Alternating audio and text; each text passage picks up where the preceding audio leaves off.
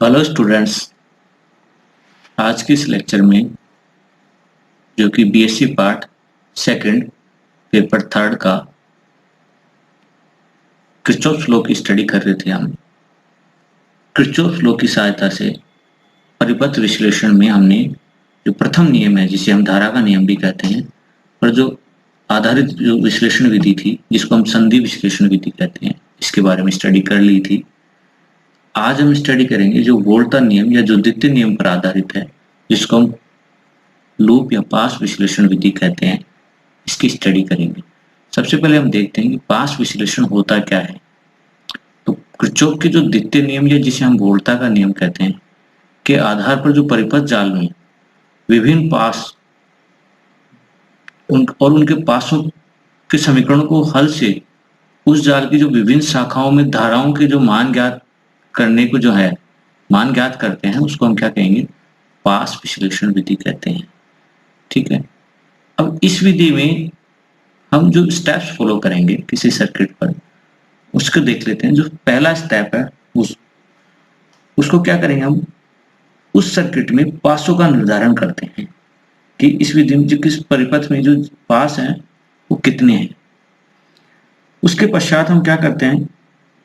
पास निर्धारण के पश्चात उसमें हम जो निर्दिष्ट दिशाओं में धाराओं के हैं उनकी कल्पना करते हैं। उसके बाद हम क्या करते हैं? पास समीकरणों का निर्धारण करते हैं। ठीक है। उसके बाद हम प्रतिबाधा मैट्रिक्स का निर्माण करते हैं, रचना करते हैं। तो जाल में उपस्थित जो शाखाएं हैं या संधियां हैं, उनकी संख्या से निर्धारित जो पास समीकरणों में धाराओं के गुणांकों से एक प्रतिबाधा मैट्रिक्स का निर्माण करेंगे, जिसको हम जेड मैट्रिक्स कहते हैं।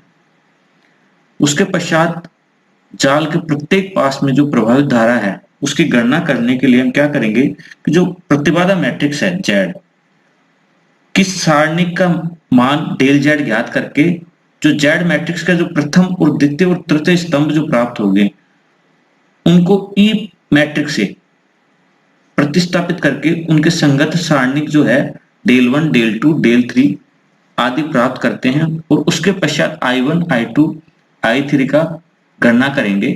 ये हम आगे देखेंगे। I1 equal to del 1 upon del Z, I2 equal to del 2 upon del Z और I3 equal to del 3 upon del Z, ये हम निकालेंगे। तो ये इसके वेरियस स्टेप्स हैं जिसको हम फॉलो करेंगे कि पहले क्या निकालेंगे, पहले क्या, फिर उसके बाद क्या। तो सबसे पहले हम देखते हैं कि एक सर्किट ये है आपका। इस सर्किट में Z1, Z2, Z3, Z4, Z5 प्रतिबाधाएं लगी हुई हैं और यहाँ पर एक बैटरी लगी हुई है जिसका EMF E है। ठीक है। तो हम सबसे पहले क्या करेंगे? हम पास का निर्धारण करेंगे। इसमें देखिए, एक ये पास है, एक ये पास, एक ये पास है, 1 2 3 पास का निर्धारण कर लिया। फिर इसमें हमने धारा डिसाइड की कि धारा ये है, ये क्लॉकवाइज है। हमने माना कि ये धारा जो क्लॉकवाइज बह रही है इसमें। उसके बाद हम क्या करेंगे? इसमें इक्वेशंस निकालेंगे। ठीक है। उसके बाद उन इक्वेशंस से जेड मैट्रिक्स का निर्माण करेंगे और जो जेड मैट्रिक्स होगा उसका डेल जेड सारणिक और उनके जो मैट्रिक्स जेड मैट्रिक्स को ई स्तंभ से प्रतिस्थापित करके डेल 1, डेल 2, डेल 3 का मान निकालेंगे। ये हमने स्टडी करेंगे आगे। आप देखिए, अब देखिए ये इक्वेशन, ये जो परिपथ है, इस परिपथ में हम क्या करेंगे? किरचॉफ वोल्टेज लॉ लगाएंगे सबसे पहले। ठीक है। जो लूप फर्स्ट है उस पर किरचॉफ वोल्टेज लॉ लगाएंगे। इससे पहले हमने पढ़ लिया कि किरचॉफ वोल्टेज लॉ क्या होता है। हमने पढ़ा है कि समेशन और V इक्वल टू 0, यानी कि किसी विद्युत परिपथ में प्रत्येक बंद पास में जो विभव पतन है, या यूं कहें कि विद्युत वाहक बलों का जो बीजगणितीय योग है वो शून्य होता है, अर्थात समेशन और V इक्वल टू 0। या किसी बंद विद्युत परिपथ प्रत्येक पास में जो प्रभावित धारा है और प्रतिरोध का जो गुणनफल का बीजीय योग है उस पास में उपस्थित विद्युत वाहक बलों के बीजीय योग के तुल्य होता है, या समेशन और IR इक्वल टू समेशन और E। ये हमने स्टडी की थी किरचॉफ लॉ, वोल्टेज लॉ जो होता है वो। अब यहाँ पर देखते हैं हम, यहाँ पर आप देखिए कि यहाँ पर हम जो Kirchhoff voltage law first law पे लगाएंगे, तो हमने इससे पहले पढ़ा था कि साइन कन्वेंशन, यानी कि हम किसी भी सर्किट में जो डायरेक्शन लेते हैं वो कैसे लेते हैं ये हमने स्टडी कर ली थी। तो हम यहां से अगर स्टार्ट करें, इसमें यहां से देखेंगे, ठीक। तो ये हमें जो समेशन और आई आर इक्वल टू ई देखेंगे, तो यहां देखिए करंट जो है I1 जो Z1 में से फ्लो हो रही है और I1 वो Z3 में से फ्लो हो रही है और इस तरीके से जा रही है। तो Z1 plus Z2 into I1। अब ये जो Z3 है इसमें से क्या निकल I2 भी जा रही है जो कि I1 के अपोजिट है, इसलिए इसको क्या किया हमने माइनस का I2 Z3। और यहां पर I3 जो है, क्योंकि हम यहां पर क्या निकालेंगे मैट्रिक्स जेड मैट्रिक्स लेंगे, इसलिए 0 I3 इसको पुट कर दिया हमने। तो जो इक्वेशन फर्स्ट हमें प्राप्त हुई वो क्या हुई Z1 प्लस Z2। आप देखें यहां पर, ये देखो Z1 प्लस Z3, इसमें से I1 फ्लो हो रहा है minus I2 plus 0 I3 equal to E. आपका ये EMF सोर्स है, ठीक है। जो इक्वेशन हमें एक प्राप्त हुई। इसी प्रकार समीकरण हम 2 निकालेंगे, वो इस लूप में लगाएंगे। तो इसमें देखिए ये जो I2 है, यहां से अगर देखें हम तो I2 Z2 में फ्लो हो रही है, Z4 में फ्लो हो रही है और Z3 में भी फ्लो हो रही है, ठीक है। तो अगर इसमें देखिए इक्वेशन तो क्या हो जाएगा Z2 plus Z3 plus Z4, ठीक है। ये इसके इनमें क्या है I2, ठीक है। और यहां पर देखें ये I2 इधर जा रही है तो ये इधर क्या आ रही है I1, तो ये क्या हो जाएगा माइनस का Z3 I1। और यहां पर देखें यहां पे I2 आ रही है तो ये इसके अपोजिट जा रही है, तो माइनस का Z4 I3। तो ये इक्वेशन जो हमें प्राप्त होगी वो क्या प्राप्त होगी माइनस का, यहां पर माइनस का I1 के साथ कौन सा है Z3, फिर ये Z2 Z3 Z4 क्या प्लस I2 और ये इसके अपोजिट क्या हो गया माइनस का Z4 I3। और यहां पर जो है वोल्टेज सोर्स नहीं लगा हुआ है, इसलिए इसको 0 कर देंगे वोल्टेज सोर्स EMF सोर्स को। ये देखिए तो हमें इक्वेशन जो 2 है वो क्या मिली माइनस का Z3 I1 प्लस का Z2 Z3 plus Z4 into I2 plus minus का Z4 I3 इक्वल टू 0, समीकरण 2। इसी प्रकार से हम क्या लेंगे किरचॉफ लॉ लगाएंगे किस पे लूप थर्ड पे, और देखते हैं कि जो इक्वेशन मिलेगी वो हमें ये मिलेगी, क्योंकि यहाँ पर भी उसके एक जो है लूप पर EMF सोर्स नहीं लगा हुआ इसलिए 0 पुट कर दिया। तो ये हमें इक्वेशन 1 2 3 प्राप्त हो गई। अब इक्वेशन 1 2 3 से जो I1 I2 के जो गुणांक हैं उनसे हम क्या करेंगे प्रतिबाधा मैट्रिक्स Z निकालेंगे। तो जो प्रतिबाधा मैट्रिक्स Z होगा वो क्या होगा I1 I2 I3 के गुणांकों से निकालेंगे। तो जो ये देखिए प्रतिबाधा Z मैट्रिक्स जो होगा वो क्या होगा Z1 प्लस Z3 माइनस का Z3 0। ये क्या है ये इक्वेशन 1 में जो I1 I2 I3 के जो गुणांक है उनको हमने ऐसे कैसे रख दिया। इसी प्रकार जो इक्वेशन 2 है उसका I1 I2 I3 का गुणांक है। इसी प्रकार जो इक्वेशन 3 है इसमें देखिए I1 0 I2 क्या माइनस का Z4 I3 क्या Z4 प्लस Z5, ये हमने पुट कर दिया। और इसको जो व्यापक रूप में जो प्रथम द्वितीय और तृतीय पासों में जो निर्मित परिपथ हेतु जो प्रतिबाधा मैट्रिक्स है उसको हम क्या लिख सकते हैं व्यापक रूप में इस प्रकार से लिख सकते हैं। देखिए नीचे ये देखिए आप ये वाले। अब इसमें यहां पर देखिए आप Z11 Z22 Z33 ये जो प्रथम द्वितीय और तृतीय पास की क्या है प्रतिबाधाएं हैं, ठीक है। जो क्रमशः क्या है Z1 plus Z2 Z2 plus Z3 plus Z4 और Z4 प्लस Z5, ठीक है।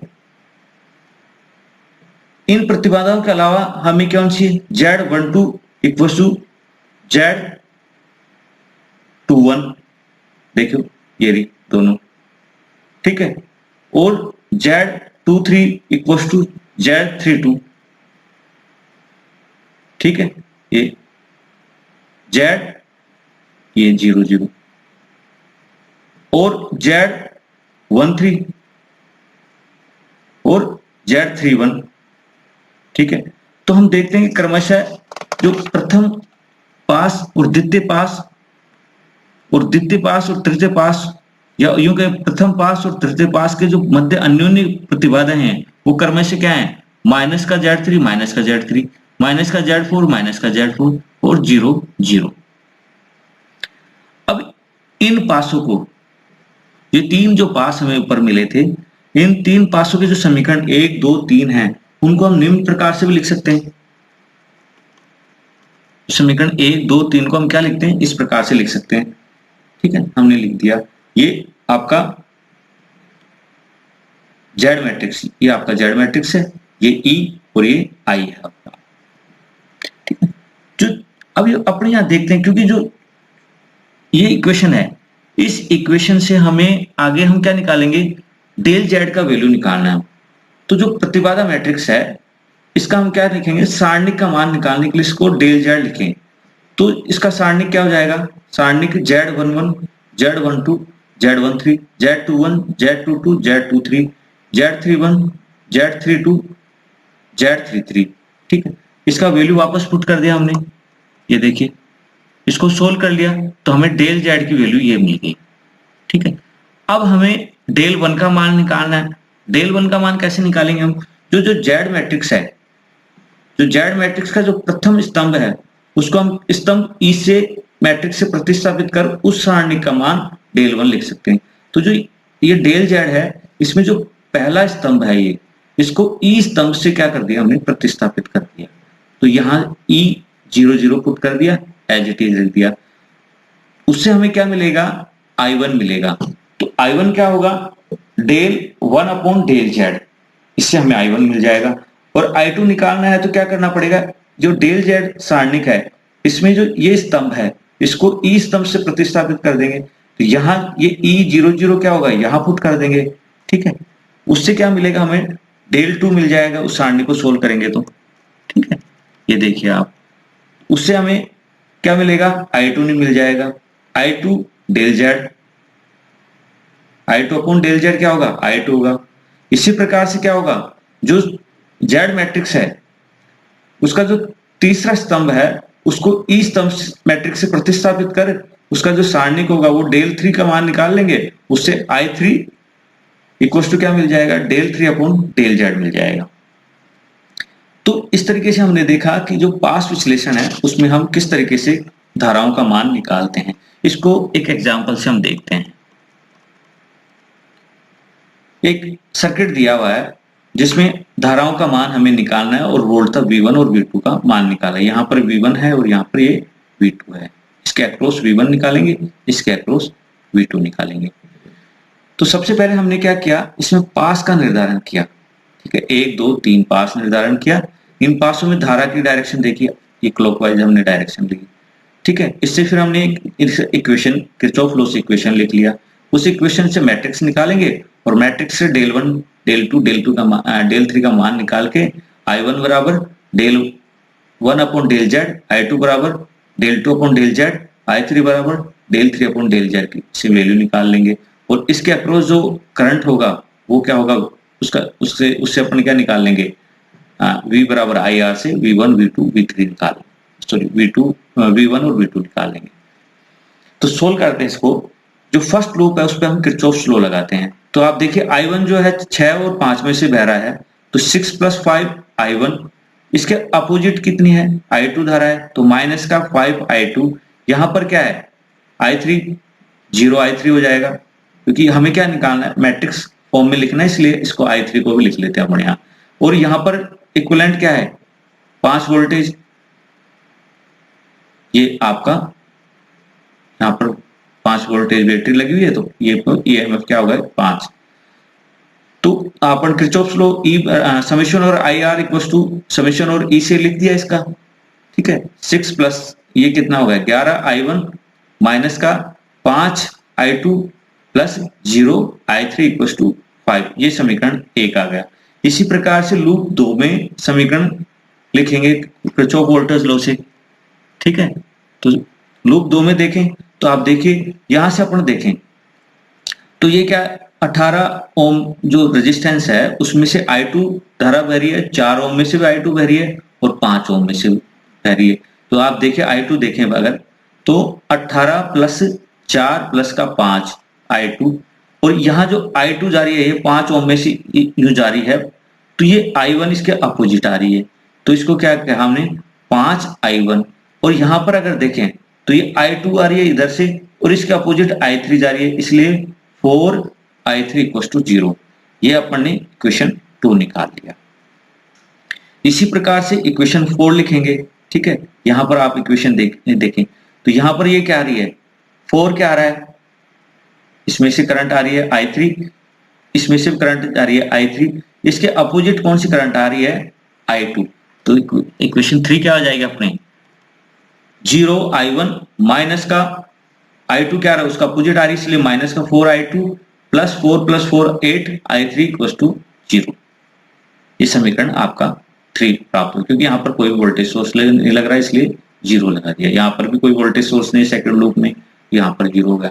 अब इस इक्वेशन 1 2 3 से I1 I2 I3 के गुणांकों से मैट्रिक्स निकालेंगे, मैट्रिक्स फॉर्म में लिख देंगे इसको। In equation first second third को मैट्रिक्स फॉर्म में लिखेंगे तो क्या आ जाएगा, ये वोल्टेज सोर्स है 5 0 0 5 0 0, ये आपका जेड मैट्रिक्स है, ठीक है। ये 11 5 माइनस का 0, फिर यहाँ पर देखें आप माइनस का 5 माइनस प्लस का 27 माइनस का 4, यहाँ पर देखें 0 माइनस का 4 प्लस का 8, I1 I2 I3। समीकरण इसको 4 दे दिया। अजय समीकरण जो 4 है इसमें जो प्रतिबाधा मैट्रिक्स है ये अपना, इसको हम सारणिक रूप में लिखेंगे।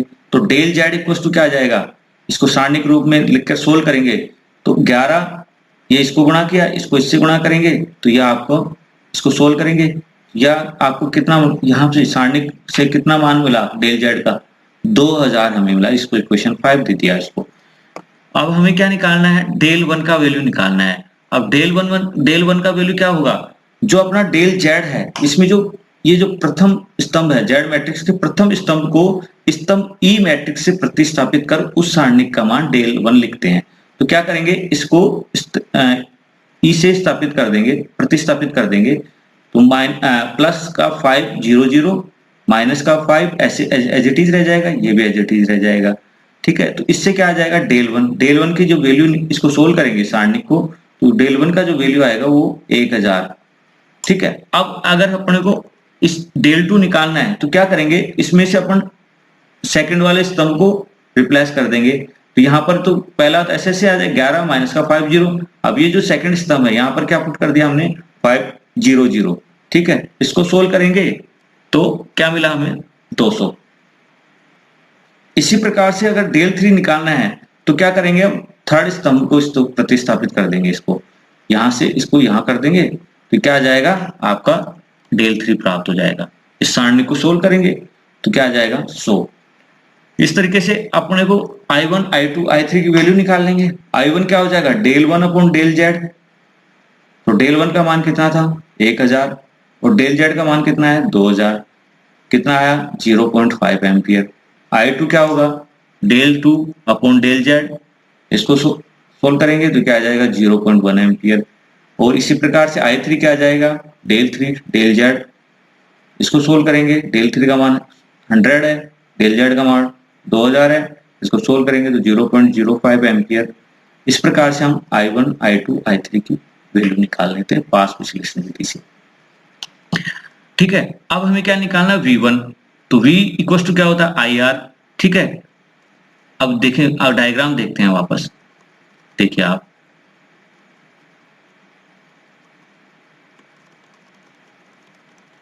ये देखिए यहां पर इसके अक्रॉस हमें V1 मिलेगा, तो 5 ओम जो है रेजिस्टेंस, इसके अक्रॉस V1 क्या होगा, आप देखो इसमें से जो धारा है वो कौन सी है I1 माइनस का I2, ठीक है, इंटू 5।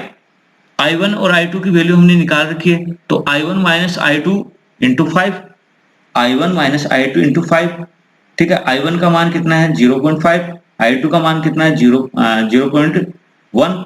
इसको सोल्व किया तो 2 वोल्टेज हमें V1 प्राप्त हुआ। इसी प्रकार V2 मिलेगा, V2 क्या है आप देखो वापस, V2 क्या है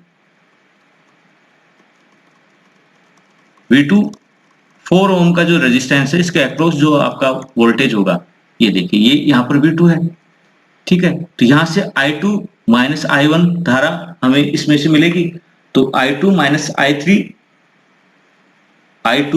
I3 इंटू 4, ये आपका V2 प्राप्त होगा। तो V2 इक्वल टू क्या आ जाएगा, 4 इंटू I2 माइनस I3, ठीक है। इसको आप सोल्व करेंगे तो 0.2 वोल्टेज हमें मिल जाएगा। तो इस प्रकार से हम पास विश्लेषण विधि से धाराओं का मान निकाल लेते हैं। I1, I2, I3 और V1, V2 का भी हमने मान निकाल लिया। Thank you.